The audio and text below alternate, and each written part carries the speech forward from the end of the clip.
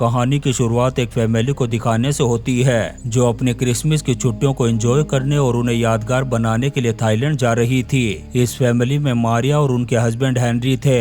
इनके साथ इनके 3 नमूने भी थे जिनका नाम था लूकस, साइमन और थॉमस। यहाँ पर हम देखते हैं कि मारिया को प्लेन की लैंडिंग के वक्त बहुत ज्यादा डर लग रहा था। ये देखकर के लूकस अपनी माँ का मजाक उड़ाता है। फिर थोड़ी ही देर बाद ये पूरी फैमिली थाईलैंड के खूबसूरत रिसोर्ट में पहुंच जाती है जहाँ का नजारा बहुत ही ज्यादा खूबसूरत और देखने लायक था क्योंकि इनके रिसोर्ट के सामने ही इंडियन ओशन था। अब अगले दिन क्रिसमस था इसलिए हेनरी अपने तीनों बच्चों के लिए गिफ्ट लेकर के आता है। इसके बाद ये सभी लोग समंदर के किनारे पर पहुंच जाते हैं मस्ती और मजे करने के लिए। अब ऐसे ही इस खूबसूरत जगह के मजे लेते हुए इन्हें 2 दिन गुजर जाते हैं। तीसरे दिन की शुरुआत भी ये लोग इसी मौज मस्ती के साथ करते हैं। वही मारिया एक जगह पर बैठकर के किताब पढ़ रही थी। तभी अचानक तेज हवा चलने की वजह से मारिया की किताब का एक पेज उड़कर के दूर चला जाता है। मारिया उस पेज को लेने के लिए जैसे ही शीशे के पास जाती है तभी उसे भूकंप का एहसास होता है और हवा में परिंदे भी यहाँ वहाँ उड़ने लगते हैं जिन्हें देखकर के वो समझ जाती है कि जरूर कुछ होने वाला है।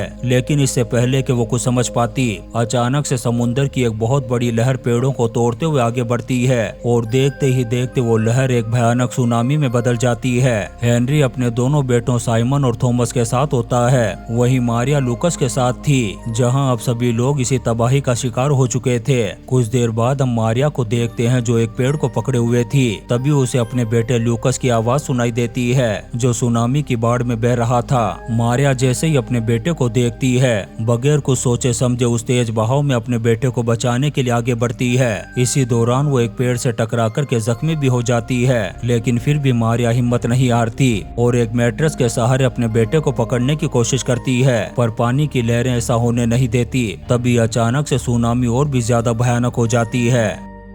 मारिया तो जैसे तैसे अपने आप को बचा लेती है पर लूकस अभी भी पानी की लहरों के साथ बह रहा था। तभी एक बहुत बड़ी लहर लूकस की तरफ बढ़ रही थी और देखते ही देखते लूकस उन पानी की लहरों में फंस जाता है। अब पानी में बहती हुई चीजें उसे आकर के टकराने लगती है जिससे वो बुरी तरह से घायल हो गया था। लेकिन फिर भी वो हिम्मत रखते हुए किसी तरह से अपने आप को बचाता है और एक जगह आकर के रुक जाता है। तभी उसे मारिया नजर आती है जो एक मलबे के पास पानी में बह रही थी। वो भी बुरी तरह से जख्मी हो चुकी थी। लूकस फौरन अपनी माँ के पास जाता है और उसे गले लगा लेता है जिसके बाद दोनों एक पेड़ के सहारे आगे बढ़ते हैं। थोड़ी ही देर में ये खेत में पहुंच जाते हैं जहाँ पर पानी का बहाव बहुत कम था। तभी लूकस की नजर अपनी माँ के पैर पर पड़ती है जिसमें से खून बह रहा था। खैर अब ये दोनों आगे बढ़ते हुए एक ऐसी जगह पर पहुंच जाते हैं जहाँ पर सुनामी का पानी कम हो गया था। लेकिन इसी दौरान लूकस को एक बच्चे की आवाज सुनाई देती है। तब वो उस बच्चे को बचाने के लिए जाने लगता है पर मारिया उसे मना कर देती है क्योंकि वो अपने हस्बैंड और 2 बेटों को पहले ही खो चुकी है। लेकिन लूकस अपनी माँ की बात को नहीं मानता और उस बच्चे को बचाकर के अपनी पीठ पर लाद कर के ले आता है। इसके बाद लूकस उस बच्चे को एक पेड़ पर चढ़ा देता है। फिर वो अपनी माँ को भी ऊपर चढ़ाने की कोशिश कर रहा था क्योंकि नीचे से कोई इनकी मदद करने के लिए इन्हें देख नहीं पाएगा। पर मारिया के पैर में चोट लगने की वजह से वो ऊपर नहीं चढ़ पाती। पर लूकस उसे हिम्मत देता है और किसी तरह से पेड़ पर बैठा देता है। अब ये तीनों यहीं पर बैठ कर के रेस्क्यू टीम के आने का वेट करने लगते हैं। कुछ ही देर में यहाँ पर गाँव के कुछ लोग आ जाते हैं जो जिंदा बचे हुए लोगों को ढूंढ रहे थे। तभी उनकी नजर पड़ जाती है इन तीनों पर और वो इन्हें अपने साथ ले जाते हैं। लेकिन मारिया की हालत बहुत ज्यादा खराब हो रही थी इसलिए गांव वाले उसे हॉस्पिटल ले जाने लगते हैं जहां लूकस भी उसके साथ था। हॉस्पिटल जाते वक्त रास्ते में ये बहुत सारे लोगों को सड़क पर बैठा हुआ देखते हैं। दरअसल ये वही लोग होते हैं जो सुनामी की चपेट में आने से बच गए थे। अब जैसे तैसे करके मारिया को हॉस्पिटल पहुंचा दिया जाता है लेकिन इस भयानक तबाही की वजह से हॉस्पिटल में भी बहुत ज्यादा भीड़ थी और चारों तरफ जख्मी और घायल लोग बैठे हुए थे।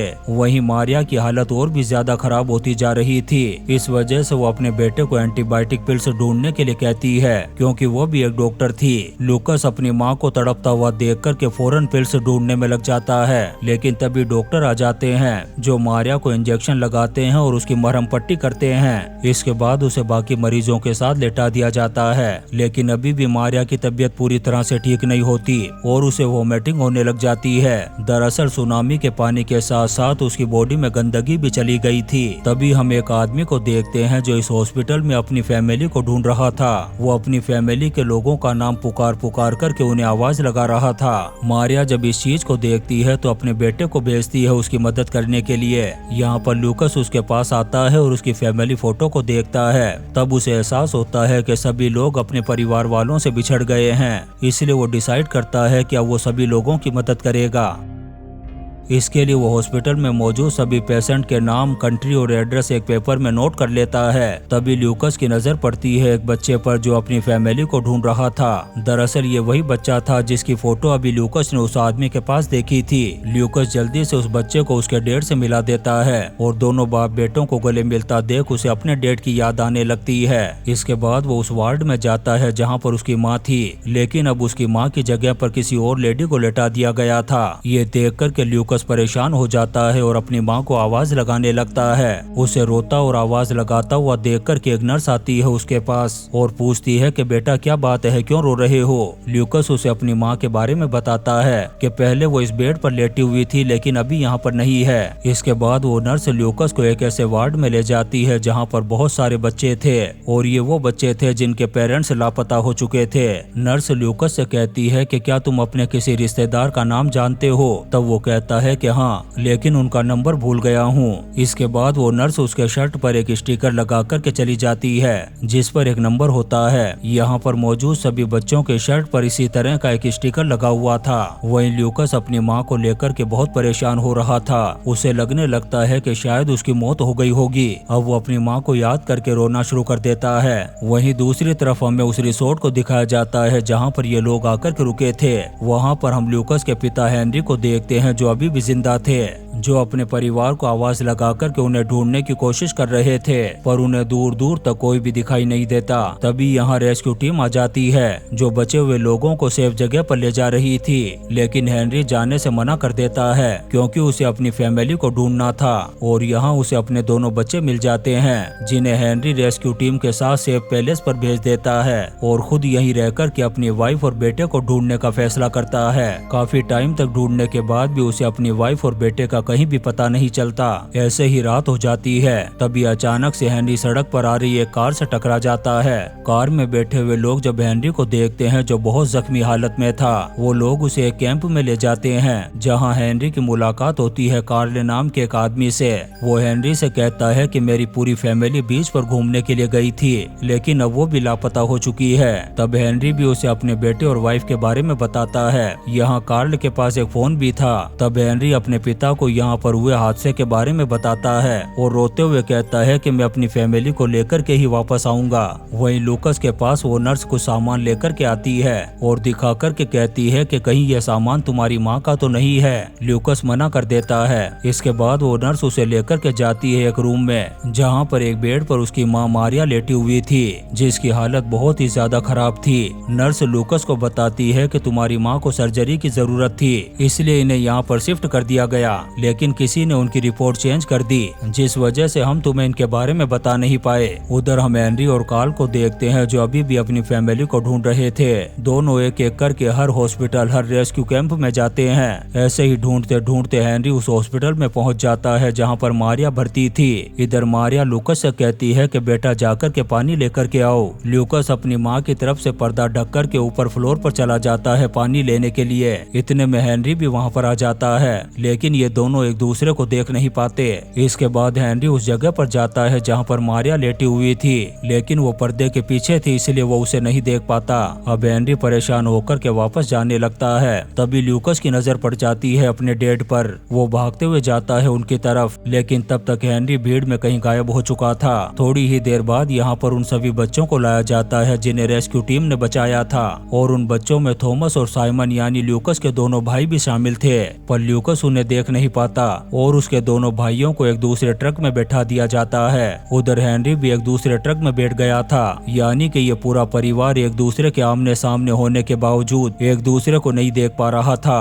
तभी लूकस भीड़ में अपने पिता को जोर से आवाज लगाता है जिसे उसके दोनों भाई सुन लेते हैं। वो जल्दी से ट्रक से उतरते हैं और दौड़ कर के आते हैं अपने भाई के पास। इतने में ही हेनरी भी आ जाता है जो अपने तीनों बच्चों को देख कर के बहुत खुश होता है और उन्हें गले लगा लेता है। इधर कार्ल ट्रक ड्राइवर से चलने के लिए कहता है, क्योंकि अब हेनरी तो उसके साथ आने वाला था नहीं। इसके बाद ल्यूकास हेनरी को लेकर के मारिया के पास पहुंचता है। तब मारिया अपने हस्बैंड से कहती है कि शायद अब मैं नहीं बचूंगी, पर हेनरी उसे हिम्मत देता है। इसके बाद मारिया को फिर से सर्जरी के लिए ले जाया जाता है। उसी वार्ड में एक और लेडी थी जिसकी अभी अभी सर्जरी हुई थी। वो मारिया से कहती है कि मैंने अपनी पूरी ताकत को बचा करके रखा ताकि मैं दोबारा से अपनी फैमिली को देख सकूं। इसके बाद मारिया की सर्जरी शुरू हो जाती है। फिर कुछ देर बाद डॉक्टर ल्यूकास को आकर के बताता है कि उसकी माँ अब बिल्कुल ठीक है। फिर अगले दिन ये लोग एक प्लेन में आकर के बैठ जाते हैं, जहाँ पर ल्यूकास अपनी माँ से कहता है कि माँ मैं हमेशा आपके साथ रहूंगा। साथ ही वो ये भी बताता है कि जिस बच्चे को हमने सुनामी में बचाया था उसे भी उसका परिवार मिल गया है। ये सुनकर के मारिया अपने बेटे से कहती है कि मुझे तुम पर फक्र है।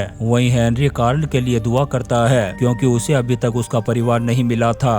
और इसी सीन के साथ ये शानदार मूवी द इम्पॉसिबल खत्म हो जाती है। दोस्तों हम आपके लिए ऐसी ही इंटरेस्टिंग मूवीज एक्सप्लेन करते रहेंगे, तो आप चैनल को सब्सक्राइब जरूर करें और लाइक और कमेंट्स भी करें। Thank you.